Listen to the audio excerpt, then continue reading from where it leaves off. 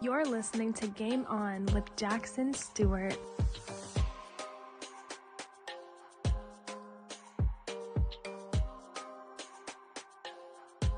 Life is good, but you, player, deserve something great. Follow Game On with Jackson Stuart on social media and get the latest advice, tips, and life hacks. Follow at Game On with Jack on YouTube, Twitter, and Instagram. Lastly, hook yourself up with news you can use, interviews, posts, articles, and more on men's lifestyle, health, and success. See you at www.gameonwithjack.blog. Life's a game. Time to play. Time to win.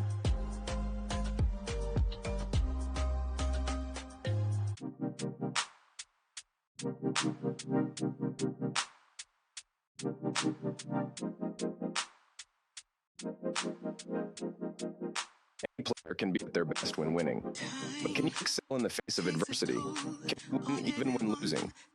Our guest this evening truly has tips on being the best when the worst is all around you, and when you have lost your spark. Matthew Lawrence Scigousky was born in the Chicago suburbs. At 6 months old, he had both legs in casts and was misdiagnosed with MS. It turned out that a spinal tumor was the real issue. He underwent multiple surgeries on his left leg and spine, all before the age of 10.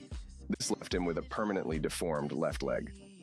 Following the mantra of, "You can do whatever you set your mind to, no matter the circumstances," he became a competitive ski racer in middle school and learned to adapt and compete in other sports such as wrestling in high school and track in college. After earning his degree in business from DePaul University, Matthew embarked on a career in medical device sales, becoming the youngest sales rep ever hired at Stryker Medical, earning Rookie of the Year and Rep of the Year in his first 2 years. After 28 years in the business and working for other companies such as Merit Medical and Haemonetics, he has amassed 4 Rep of the Year honors, 12 President Club awards, and multiple other awards in sales achievement. Outside of business, Matthew enjoys athletics and works out 5 to 6 days a week. Most mornings start at 4:30 a.m., pushing his body to do things in the gym with one leg most cannot do with two. The same principles in his books, The Mindset Game, Reveal Yourself, and Assets of Inspiration he applies and uses in his own life. He maintains a healthy and balanced lifestyle filled with gratitude, appreciation, and giving. Matthew sees his disability as a gift, and if you ask him, he would not change anything that happened. He would not be the man he is today without his left leg. His true mission in life is to pass on all he has been blessed with, to share with others so they may find the same benefits he has. Matthew developed a 3-book series called Unlocking Your Greatest Assets Through Challenge, Struggle, and Adversity. Teaching, inspiring, and uplifting readers through his writing has become a passion. His books are authentic and come from the heart. They are written by a man who walks the walk and talks the talk. The message is not new, but the presentation and method is incredibly unique. The goal is to impact people in such a profound and positive way it ignites a fire inside to make change in their lives. That is his purpose and gift to share with all.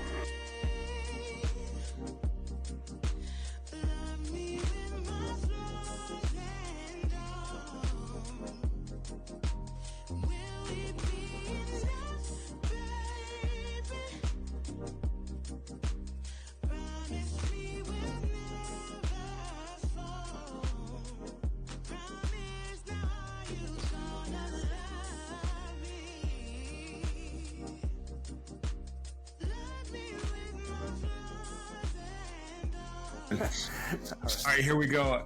All right, you guys have heard the bio for our return guest this evening. He's the man when it comes to talking about adversity, change, and moving forward. Join me in welcoming to Game On the indomitable, the positive, and the brilliant Matthew Scigousky. Matt, how you doing? Doing great. Hey, great to be back. And gosh, thank you so much for that wonderful introduction. So, hey, I only say the truth. Well, I don't always only say the truth, but in terms of this, if only everyone greeted me like that. Hey, then if they don't know you well enough. And if you guys have not heard Matt's first appearance on the show, go back and play it. It's nothing but gold. But for those who, it's the first time meeting Matt, can you tell the audience on what social media they can find you and give them a little bit of your background. That I mean, we had the bio, but give them a little bit of a summary about who Matt Scigousky is. Sure. I'm not a real big social media fan. Feel free to look me up on Facebook, Matthew Scigousky. So, or I'm on my YouTube channel is Matthew Lawrence Scigousky. Put a voice behind the things I write about. But as far as my background, I'm 52 years old. I grew up out in the Lake Tahoe area in California as a kid, and then moved back to the Chicagoland suburbs when I was a teenager, and have been out here ever since. A little bit about my backstory as far as, I talk a lot about change and adversity and struggle and challenges in life, and how you can really find greatness within these things, how you can find amazing, we call them assets in life when you embrace challenge, struggle, and adversity. And I had to endure a lot of that in my childhood. I was born with a tumor in my spine, misdiagnosed with MS, and endured probably close to, from 3 years old till about 12 years old. Went through probably half dozen surgeries on my spine. I was left with a permanently deformed left leg to go through life with. And I always say that I call my left leg my superpower, because what it did was is that I could have just chosen to basically say, well, poor me. This is the way, I'm going to walk funny. I'm not going to be able to do things because of this. But I looked at it and I realized, like, well, okay, this doesn't work, but how can I make everything else around it better? And so I like, one of my favorite things to say is don't be bitter, get better. And I built myself up. I learned how to adapt and excel in sports in high school and even college, and took a lot of those life lessons in childhood and put them into my career as a medical device sales rep, which I've been doing for 30 years. And then 4 years ago, I started writing books, and I talk about all the things that I go through. And I think that things are very relatable to people, because challenge, struggle, and adversity affect everyone.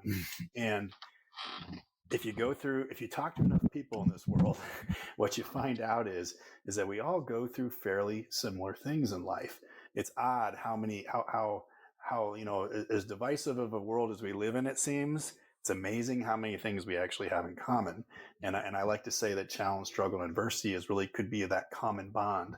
And so what I've really devoted the last 4 years of my life to is sharing all of this and putting it into books that can be relatable, instructional, inspirational, and just motivating. And the whole goal here is to impact people in a super powerful, positive way, so that you can make change in your own life. Now, man, you mentioned. Oh, sorry, I'm getting feedback. Change my mic. Okay. Okay, I think we got that good. Sorry, guys.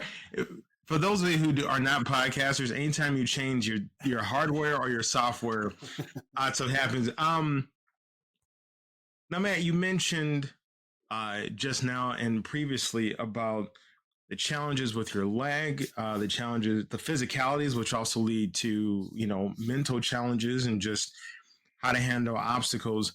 How did you get into the business? What made you, how do you make that leap from, okay, I've got challenges that I can deal with, then you get a job, then you get out into the world, quote unquote, and then all of a sudden now you move to becoming an author, a speaker, and so on. Like, what was that singularity? What was that cosmic spark that made you go, this is now a goal, this is now a dream, and now all of a sudden you're obtaining it? Yeah, it's always been, I've always felt that this was a kind of a calling in my life, to want to share with others the things that have benefited me. And so, I think one of the greatest things I learned as a child was just that there's a way to do something if you really put your mind to it, and you just make a decision that, I'm going to figure this out. It might seem like impossible, or it may seem incredibly challenging, but when you just start kind of the process and you start with something kind of small, I kind of used it as a game. Well, it was like, well, okay, I learned how to ski on this leg. I wonder what else I could do. I wonder what else and I began to start pushing limits. And guess what? The more I did it and the more I figured out solutions, it almost became kind of an addiction in a sense of where, not an addiction, but just like your confidence goes up. And I've used that principle in every aspect of my life, from getting a college degree to becoming a college athlete to breaking into the medical device industry and going after things that might seem incredibly hard. And just because they're hard doesn't mean they can't be done. And I just developed that type of mindset through my whole life. It's benefited me incredibly, incredibly well. The leap, I guess, of,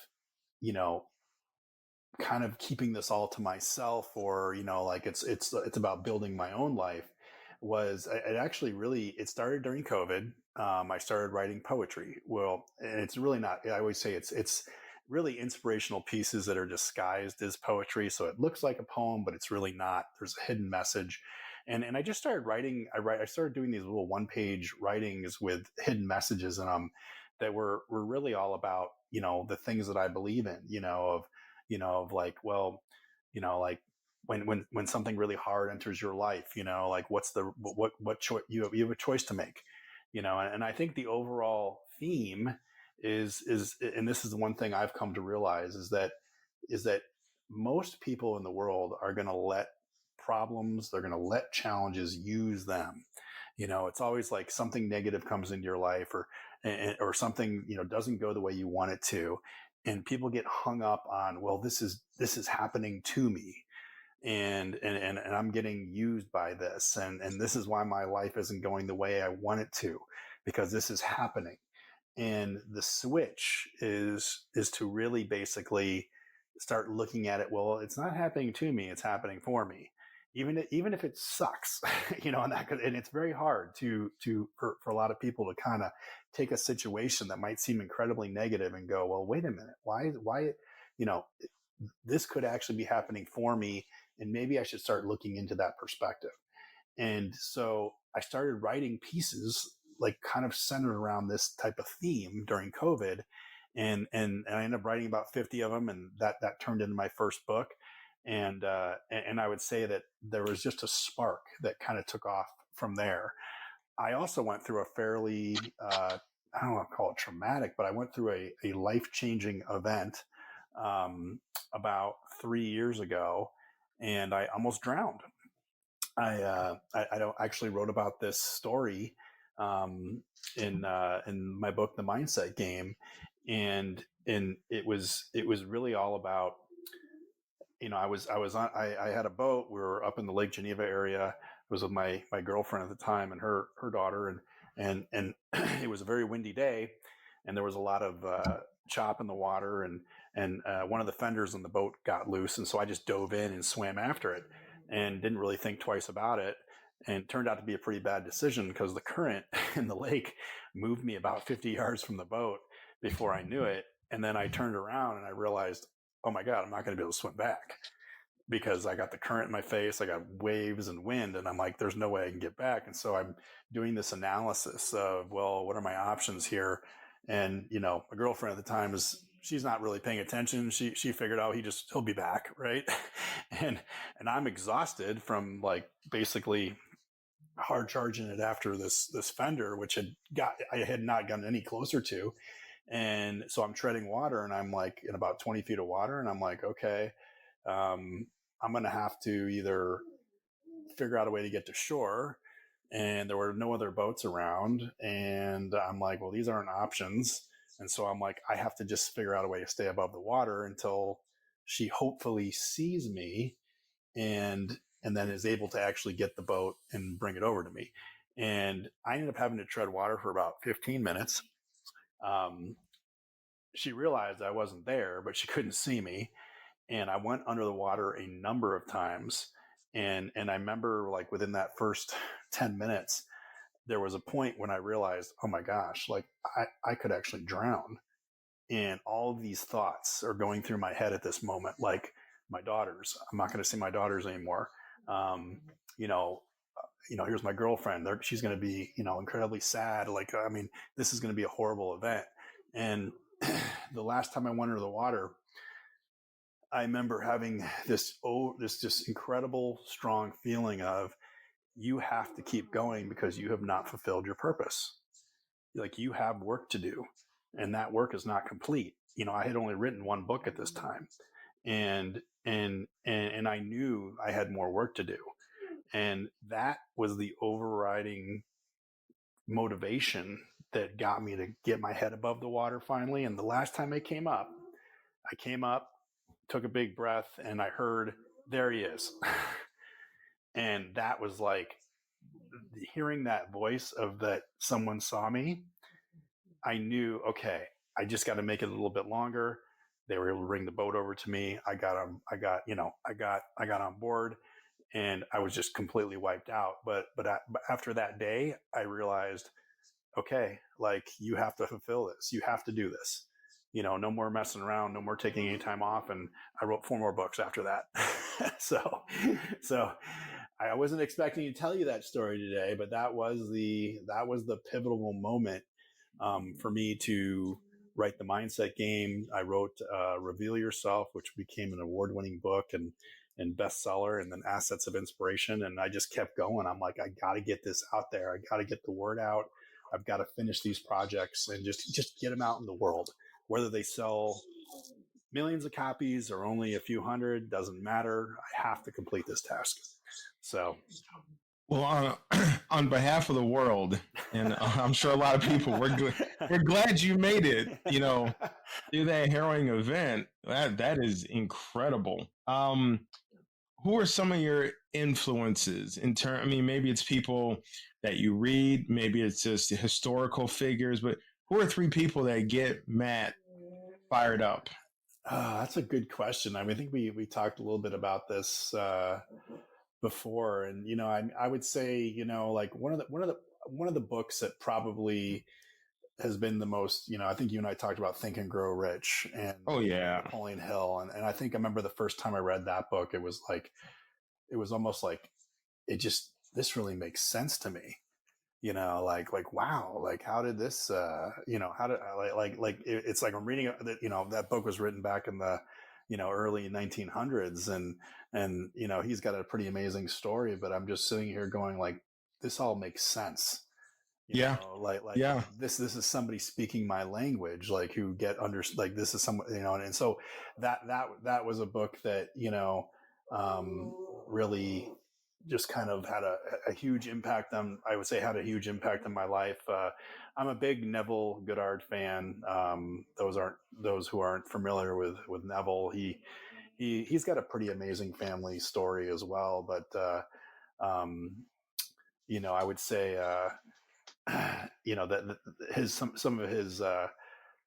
some of his works have had a huge impact on my life. I've got a tattoo of his claim to fame. I should say is what he's most known for is that we become what we think about, and the power of thought, and that you create your reality by the things that you think about day in, day out. So Neville for sure. And then if I had to say, maybe if there's so many great figures out there. I think I mentioned in the last was, Yoga Honda. I've always been fascinated with his work, and he's responsible for bringing, yoga to Western civilization. And it was the only book Steve Jobs had on his phone, and everyone who went to Steve Jobs' funeral got a copy of it. So probably worth reading, but just a amazing self-realization is what I would describe Yoga Honda about, just being incredibly aware of yourself and your surroundings, and the power of energy. So one of the topics that we were talking about before the show, and so much of what you've just described, and just your general life and your experiences hits dead on. And it was some of the previous solo discussions I had on other episodes, but people lose their way towards their dreams in life. And it's like people started with, great possibilities, especially when we're children, right? When we're kids, we think we can be anything. We can be an astronaut, a scientist, a cowboy, a superhero. And then somewhere along the way, life kicks your teeth in and people lose their fire. What are 3 reasons that you feel causes people to lose their fire, to lose that drive towards something that they know in their heart of hearts would make them nothing but happy? Like, what takes us off that path towards our own personal paradise? Well, so I think number one, comfort. So, they call it, the land of familiarity, right?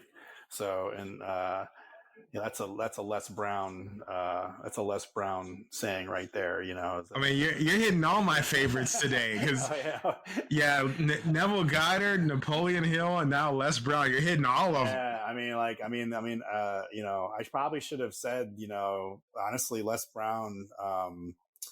He gave that, I think it's a 9-minute speech on it's one of the most powerful. I can't remember the name of it off the top of my head right now, but some of his speeches impacted me just like to the core.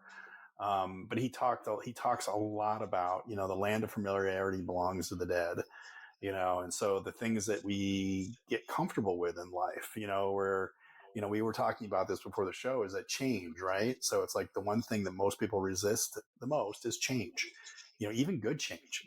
And I write a lot about how, there's change that we initiate ourselves, and then there's change that shows up at your front door and knocks. And it's knocking, and you don't want to answer, but it's gonna keep knocking until you do open the door, and whether you like it or not, it's coming in. And so that the better that you can get at embracing change, I think the easier that life can actually become. But, being, like I said, being comfortable with something, it happens in jobs, right? You think about it, like, you get comfortable in a job and then suddenly something changes, whether the company gets bought or maybe you get let go, and not knowing what do I do now? So familiarity, not willingness to not change. And then, the other thing we hit on it a little bit is that, life can be tough. Life can, dampen that fire, or just totally put it out. And sometimes, the days just seem like, okay, I'm just trying to, get through the day again, trying to get to Friday. And then Sunday nights are like miserable because you're thinking about Monday mornings. So I think just that life in itself can be really hard. And so those are my top 3 right there, is you could have like these, you can have these dreams and these things you want to do. And maybe you start them, right. And things kind of flow pretty quickly, but then guess what happens with any dream, with anything that's worthwhile doing, you're going to run into a roadblock. You're going to run into an obstacle. And I think most people see obstacles and roadblocks, and as soon as they hit them, I didn't realize it was going to be this hard. and so it's easy to stop or just say, you know what, that's not really for me. And I think that the examples of, we see examples of those who like have these, I guess on the surface, maybe it seems like they live these incredible lives, or people who have achieved these incredible heights. And I think that if you're able to understand that when an obstacle comes in, that there's a reason for it, it's there to test, it's there to get you to figure out a solution so that you can get across or get through. And then you can basically, you can continue to move forward. But I will wholeheartedly say, because I've gone through it myself, is that I get it. Like, it's not easy, and sometimes it does feel like we were talking about I call it seeking that spark. It's like, you're just looking for a spark, whatever it is, and I think like that in itself, though, if you seek it, you're going to find it. If you stop seeking and you just kind of say, nah, I'm going to throw in the towel, then you won't. So one of the I read a statistic once, and I think I read in Joel Osteen has a book. I think it's Every Day is a Friday, I think is the title of it. It's a good book. It's a worthwhile read. And most heart attacks, or there's some like abnormally large amount of heart attacks that happen on Monday morning. Yeah. Yes. And you had mentioned the Sunday night, people dread their Sunday night, or they start to feel dread Sunday because they know Monday morning they're going back to work, they're getting back in the grind, going back to school, whatever. And it's like we, as people, we cannot cram life in the 48 hours. We can't live, okay, I can't wait for Friday night or Friday night I get off work, and then Sunday, we get ready to repeat this puppet show that we don't want to go through. So I couldn't agree with your 3 points anymore. I mean, those are dead on. So somebody loses that fire, that spark. What are the 3 biggest losses when you turn away from your dreams? Like some people are like, well, I always dreamt of being a millionaire, but I stopped pursuing it. I'm happy. I'm comfortable.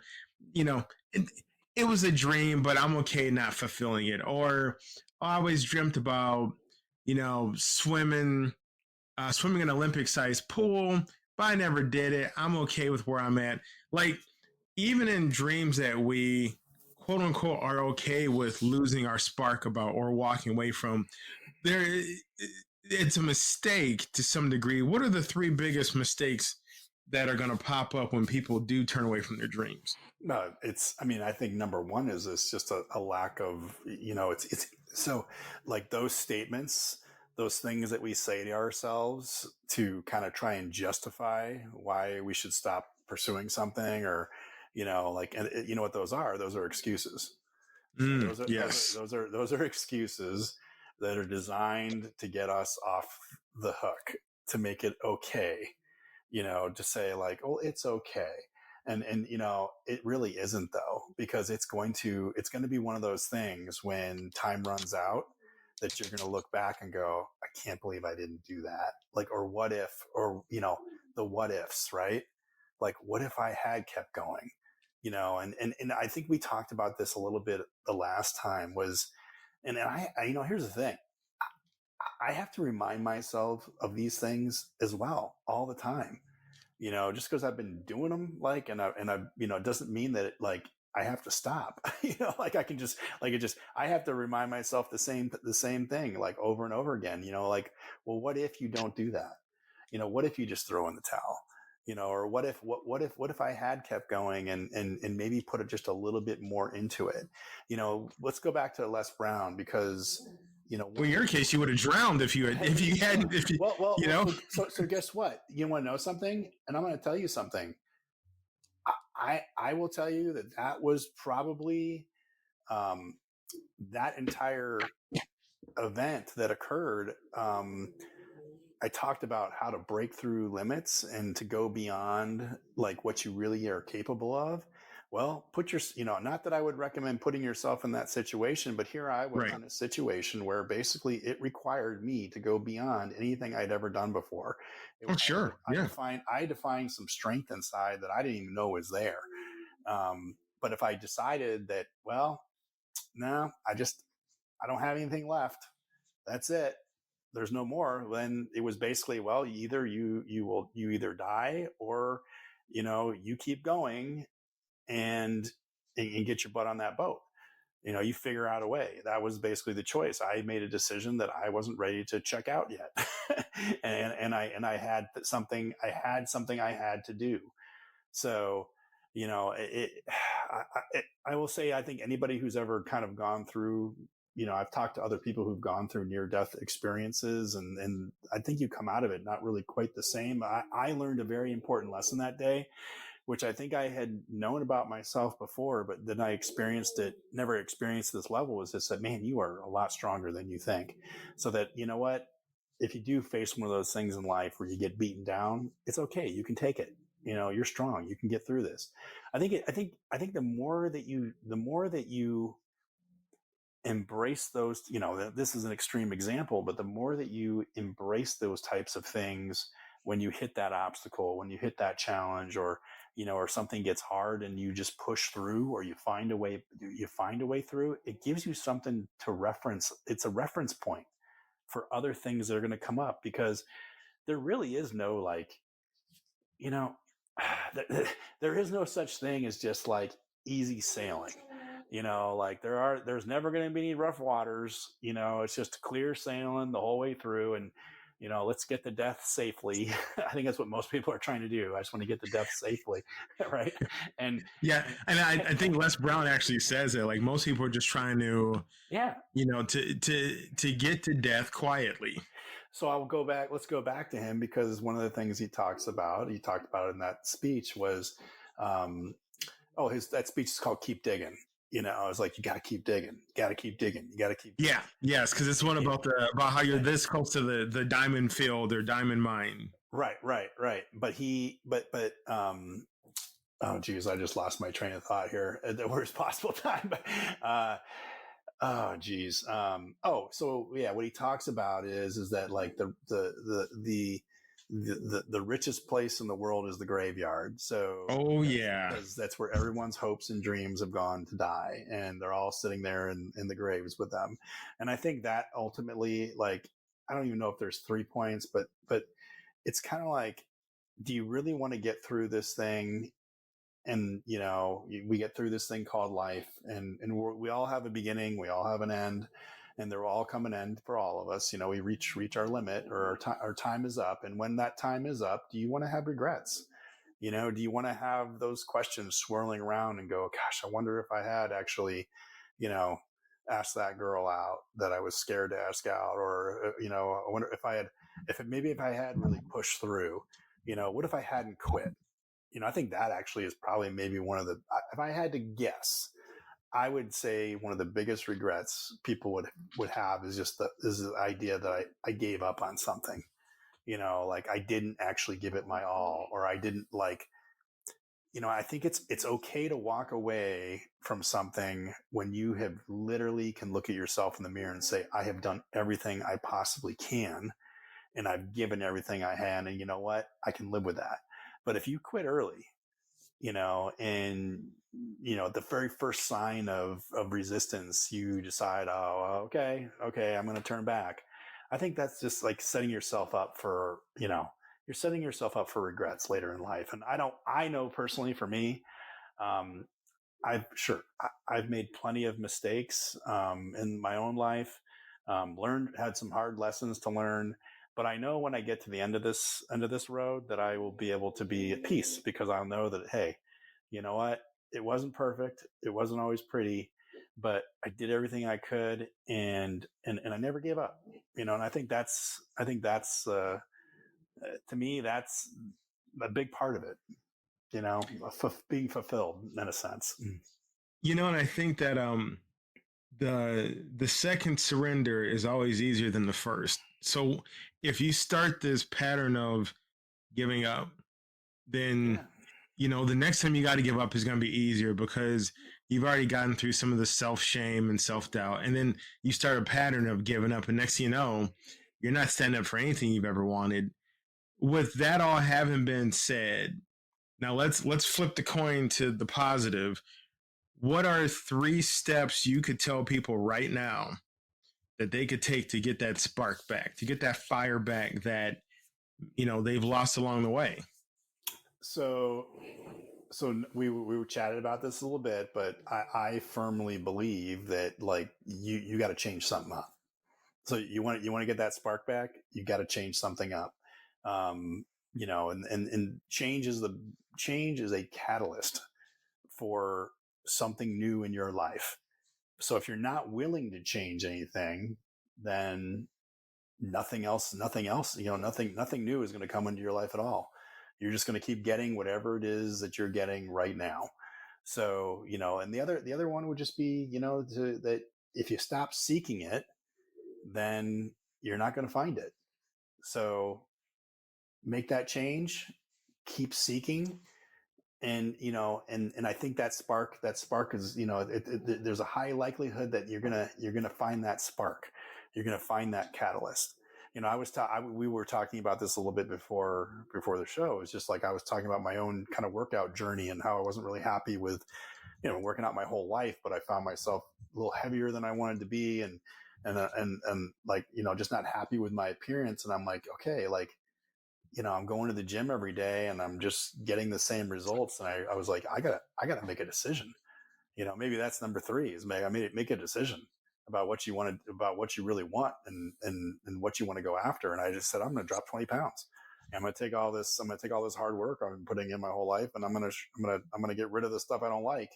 And it was like, boom, there was suddenly this little spark. It didn't happen immediately. It was maybe like about a week into it where, the hard stuff was cleaning the diet up, getting rid of some of those things I like, the sweet tooth I got, the cookies and the ice cream at night. And then suddenly, it's interesting. What's his name from the UFC? Dana White. Dana White. Like, it's hilarious. Like, so this goes back to the seeking part. So I'm cleaning my diet up, and within, I'm dropping a couple pounds a week. And then all of a sudden I'm sitting here. Dana White has recently really transformed himself. And I saw this clip on him, and he was talking about literally the same things I'm talking about now, where he's like, I had to cut out all the cookies and the ice cream and the things I really like. And he goes, you know what? Nothing tastes better than skinny. and That's a great quote. No, but I was just like, oh my God, like I can completely relate to that now, because that's a term as a muscular guy I never liked to hear.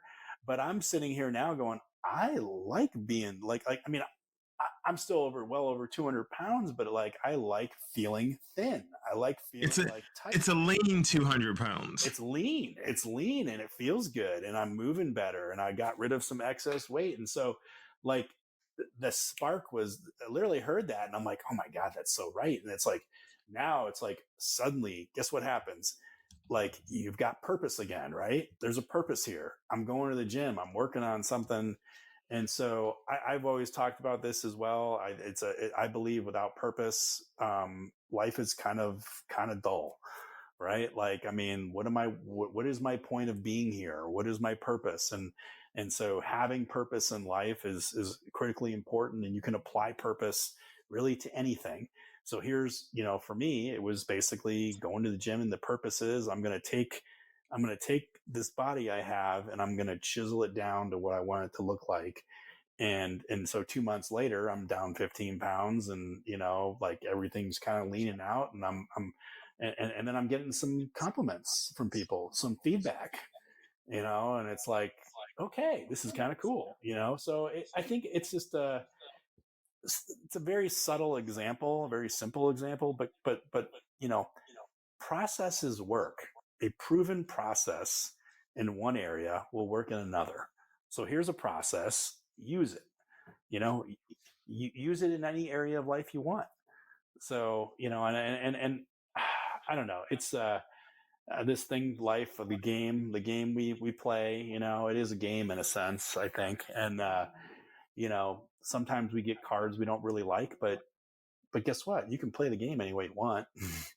Just because you might have what looks like a losing hand doesn't mean it has to be. You could still win with it. So, and see, I like that. And I'm not a big card player, but sometimes you got to play the cards you get dealt. You can win with a bad hand. Oh yeah, big time. You can win a huge spot. Yeah, and three things that came to mind. If you guys heard me type, I was making notes real quick because I don't want to forget this. Jumping off of the excellent points Matt just made, like, guys, your dreams want you. Yeah. Like, we think that, I dream of a big house. Well, that big house wants you to be in it. That car, that job, that significant other, those kids that aren't born yet, they want you. So you got to get to them, and it's like, sometimes we think our dreams, it's a one-way street. It's just us wanting it. But no, your dreams want you back. Next up, to Matt's point about making a change, if you make a change, that's you betting on yourself. And so if you don't make a change, it's almost like you're telling your dream, I couldn't get you anyway.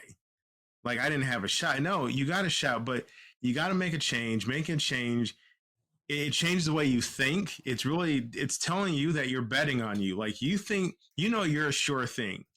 And then on the another point I want to make is a lot of times we feel like on the other side of the spark is a chance for failure. What about on the other side of the spark is success? You're gonna get your fire back, your groove back, because you're gonna win. And I think that's adopting those slight changes in mindset to me, because I'm where Matt is. I've had to analyze different things I was doing, whether it be in the gym or professionally or personally. And sometimes, guys, the smallest change, I mean, giving up carbs and giving up something, it's not small, but it trust me, it was probably didn't hurt as much as if you combined all the bench pressing you've ever done. But it was something so slight, and you're like, oh my God, this slight change has given me the maximum difference. Yeah, it's like, it just takes, sometimes it's a super small adjustment and gives you a huge result. And I think that's I think going back to the whole point here of like, I just, life can beat you down, or you're just not feeling it. And, I think these are the times when we have to look at ourselves and we have to say, okay, like, is this really what you want? Because if this is what you want, then just keep doing what you're doing and you're going to get it. But like, I don't think most people want to go through life being unhappy or feeling like they gave up on themselves. I don't think these are things that people ultimately really, really want in life at all, but it's very, there are a lot of different tools and things that you can incorporate to change the way you see things. I always call it an empowering perspective, because I think the thing that a lot of times, especially when you start talking about positivity and having a positive mindset, is, it's like, oh, well, no matter what bad happens, like, I just always have to think positive. And there's some truth to that. But I think the first step is really just acknowledging the fact that, guess what? It's okay to like feel and and also acknowledge that sometimes shit happens. Right? Yeah, no, for sure. Yeah, absolutely. You should actually 100%. And that's the first step that I sometimes think if it gets skipped over, you're kind of losing, you're losing part of the process here. But like, yeah, acknowledge it, understand that, yeah, this does suck, and then apply a different perspective to it. And the real perspective is just basically is like, how can this work for me? How can this work for me? And eventually you get really good at it. And then like something that might seem kind of negative happens. And for me, I can usually make that switch really quickly and go, ooh, I can see how this is going to work out like 3 months down the road. Or like, this is actually like going to end up being there's something positive that can always come out of something bad, So like, to me, that's one of the best tools you can have in your tool belt for life, is just I call it EP, empowering perspective. It beats the hell out of always looking at things through that negative lens, and that, well, this just sucks. Oh, and this happened. Oh, guess what happened today? You see people who get into that cycle where it's just like, always like, well, that's just me.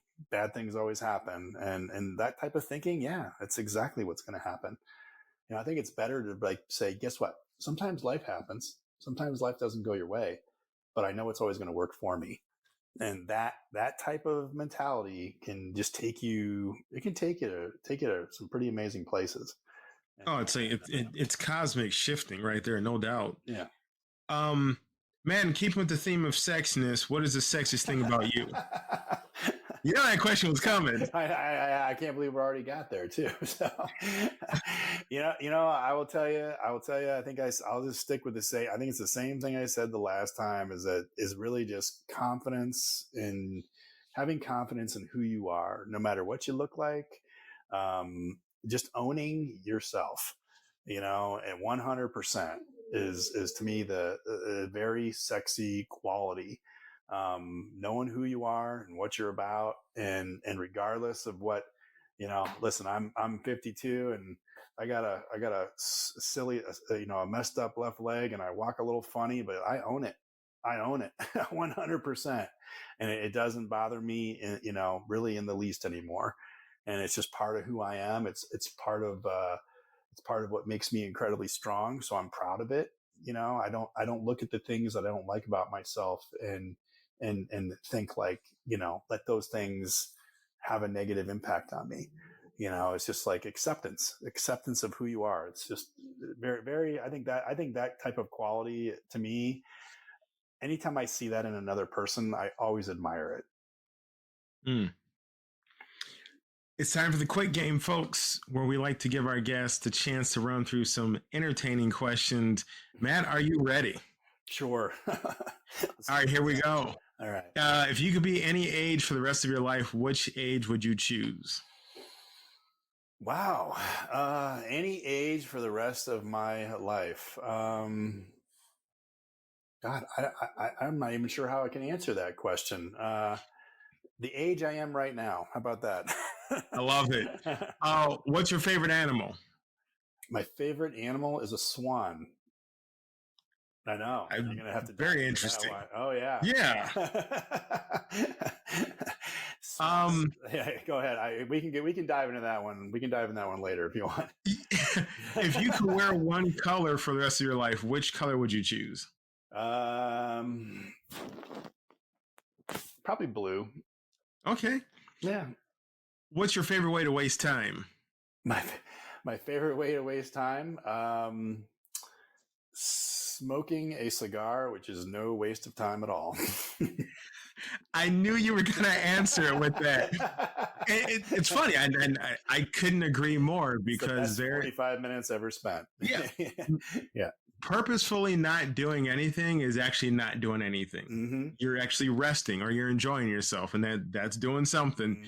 Mm-hmm. What's your worst food of all time? Like something you would never eat again? Oh gosh, worst food of all time. I'm trying to think here. What do I not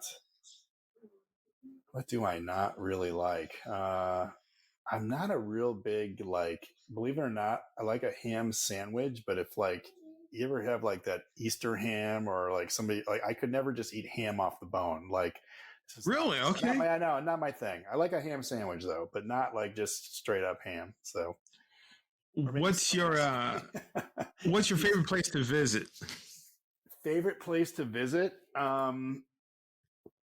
Good one. Love visiting the gym, but as far as like an actual travel destination, right now it's actually the mountains in Colorado. So maybe like Denver area, actually probably more Evergreen area. I was just recently out there visiting my sister, and I kind of fell in love with it. So. You like deli ham. I don't know why I just had to say that. That's what deli ham. I don't like the ham on the bone, like that's just not my thing. I feel like it was all of a sudden like I just answered a question. You like deli ham? Yeah. Yeah.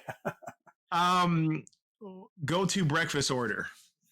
Oh, banana walnut pancakes. Gotta have a couple eggs over easy, some bacon, maybe even some sauce. This is like a big time cheap meal, but just all over the top type of breakfast.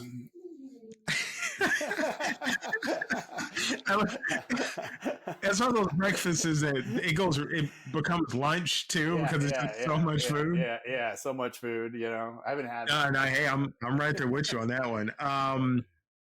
What's the best gift you ever received? Oh, that's a really cool. Okay, so this is going to be a non-material type of gift. Okay. But the best gift that I've ever gotten, and that I love to get all the time, is when someone is impacted, or you're able to do something for someone that makes, even if it's simple, that makes such a huge change for like just even a very small moment, where like the person's feeling like crap, and then suddenly you just made their day. Making somebody's day and seeing the expression on their face, or just knowing that you brightened it up. It might sound a little cheesy, but honestly, that is the best gift I think you can ever get. because like, and it's a little selfishly, I love the way that makes me feel. So if that's cheesy, the world needs more of it. I mean, yeah. What is your favorite way to exercise? Oh, I love kind of old school bodybuilding, like, maximum effort, failure, go to failure, old school, like, watch Pumping Iron. That's how I like to exercise.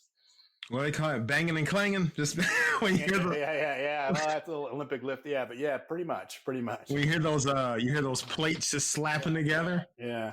I like pushing myself to the point where, like, I like having a great sweat going. I like when I'm getting that pump. Everything just feels like, my muscles are breaking through the skin. It almost feels like, just get like after a workout like that, just feeling like, okay, like, yeah, I got a good one in today. It always, and I love doing it first thing in the morning, very early, because it gives me a great start to the day. What's the favorite nickname that someone has given you? Jimmy Swan. All right, I gotta ask, what's with the swan? Well, for those who are listening, Jimmy Swan is kind of an alter ego I created. This week ago. We could have an entire podcast on this, by the way. For like, I think we might have to revisit the Swan thing. But Jimmy Swan's kind of like that. You remember was it the Heineken guy or the Dos Equis guy? Like the most interesting man in the world. Oh, Dos Equis. Dos Equis. Yeah, that's kind of like Jimmy Swan. That's and swans. So I'm gonna the reason why swans actually are mythological creatures. They go way back and have all kinds of reference throughout time. But they're known for excellence in life. They're symbols for excellence in life. So I'll leave it at Jimmy Swan. Jimmy Swan. All right. Yeah, Jimmy Swan. All right. Very few have seen him, but if you have come across his path, you will not forget. So that's a Jimmy Swan production right there. Oh yeah. Lastly, but my personal favorite question to ask a guest is, who inspires you? Gosh, like I think it's hard to just. I'm going to answer that. I'm going to answer that in a little bit more long-winded way, but it's not really so much an individual person, because there are so many great inspirational figures. But the type of person that inspires me is the person that, regardless of the odds that they're stacked up against, and the amount of adversity that they're facing, the ones that strive on and then find a way to overcome whatever that obstacle is, to go on and do something that's just incredible. And there's a lot of different examples of people like that most of them we wouldn't even know their names. But anytime I come across someone or I see someone who does something that just, like, your first reaction is, well, that seems impossible. And what I love about it is that I always say this to myself, is like, walk into the land of impossible and announce your intentions. And like when I see someone who, it's like the person who runs a marathon, with two, double amputee or something, or, just those type of things where it's like anybody else who sees it would think that there's no way, and then they find a way. That just resonates with me. So, there you go. There's your answer. I love that. Walk into the land of impossible and announce your intentions. Yeah. It's kind of like, it's like, I always envision it in my own mind of the land of impossible is all these people standing in front of me saying, oh, you can't do that. That's no way. And like think of like thousands and thousands of people in front of you, just like all saying, no. And I stand in front of them and I go, oh yeah, watch me. I'm going to show you, these are my intentions. and that is, I don't know. That's one of my, that's a personal quote of my own, just something I always like to do. And when I see people who do that, it just puts a smile on my face. Good people, sexy people. That wraps up our interview with the enlightening, the enlightened, the indomitable, the positive, the brilliant Matthew, aka Jimmy Swan Scigousky. Man, when you wrap up your just to let listeners know, when you wrap up, I don't know if you said it was a book or a talk you were giving about getting that fire back. We got to have you back just to talk solely about that also. Yeah, for those that are interested, not that I, a little plug here, but I did my last. No, plug, please, plug. So if you ever kind of like use the expression, you're talking to somebody, you go, it was just a thought. And the title of the book is called It Was Just a Thought, 101 Thoughts to Change Your Life. I have literally all 101 of them. And I did a YouTube channel just to do little 33-second spots on each thought to put a voice behind the words. But, the idea behind this book is it's designed thinking, is that like, rather than just letting random thoughts go through your mind, how about we design some thoughts that actually can empower us, that can provide that, that positive perspective that can actually like work for us instead of against us. And these are just my top 101. I wrote the book in probably about 6 months. And the idea again is like, you don't necessarily need all 100, may only need one. There might just be one in there that kind of resonates with you. And that maybe that one thought is what gives you that spark. So. And that book is out now. People can get it on. Available at Amazon. If you look up my name, just type in Matthew Scigousky on Amazon. If you go to my YouTube channel, there's links to all of them. I am doing kind of a cool little promo with this. When I finish all 101 thoughts, there is a little prize that you can win if you leave the 101st comment on that particular thought. And that should be done in that'll probably occur sometime in the next 2 or 3 months. So check that out. But yeah, the whole point of the book is just to, do something good, give you some tools, give you things that have worked for me. I know they can work for you, and it may only take one. So.